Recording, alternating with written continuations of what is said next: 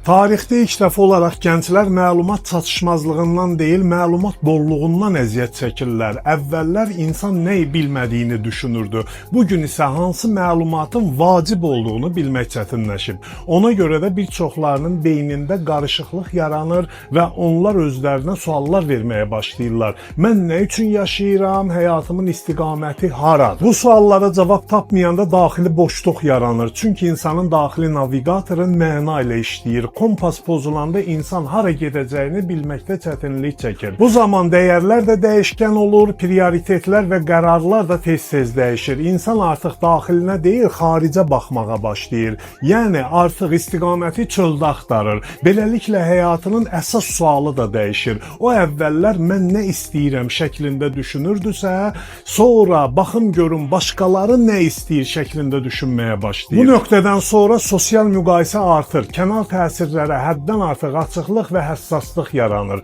Bəs kənar təsirlər hansılardır? Trendlər, influencerlər, ideologiyalar və internet icmaları. Yəni o artıq öz fikrini formalaşdırmaqdan vaz keçir və hazır fikirləri mənimsəyir. Bir müddət fasiləsiz davam edən xarici təsirlər onun kimlik sistemini parçalamağa başlayırlar.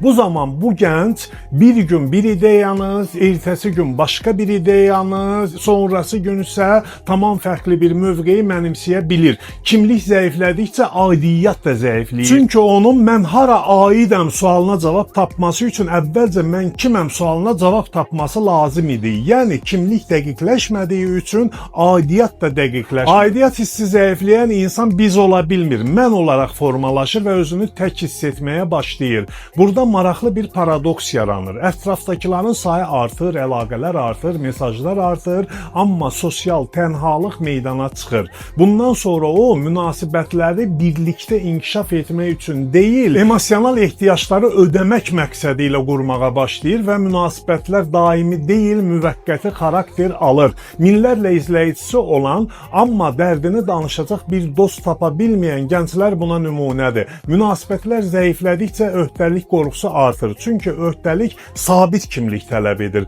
Kimlik qeyri-sabitdirsə, öhdəlik də qorxulu görünür. Məna azalanda insan boşluğu doldurmağa çalışır və ən asan əlçatan vasitə isə həzz olur. Bu zaman sosial media, mərc oyunları, alkoqol və ya narkotik, alış-veriş və seksual zövqlər həyatın mərkəzinə keçməyə başlayır. Nəticədə həzz mədəniyyəti formalaşır və diqqət iqtisadiyyatı sosial media vasitəsilə onu idarə edir. Çünki insanın diqqətini yayınmaqdan qoruyan şey mənadır. Məna yoxdursa diqqət asanlıqla ələ keçirilir. Beləliklə o diqqətini özü idarə etmir və alqoritmlər onun psixologiyasında daha böyük rola malik olurlar. Bu prosesin davamı olaraq vətəndaş məsuliyyəti zəifləyir. Könüllülük və ictimai təşəbbüslər zəifləyir. İnsan özünü cəmiyyətə aid hiss etmir. Sadəcə cəmiyyətin yanında hiss edir. Nəticədə ortaya atomlaşmış cəmiyyət çıxır. Hamı bir-birinə fiziki olaraq yaxın, psixoloji olaraq uzaq yaşayır. Bu mərhələdə problem artıq fərdi olmur.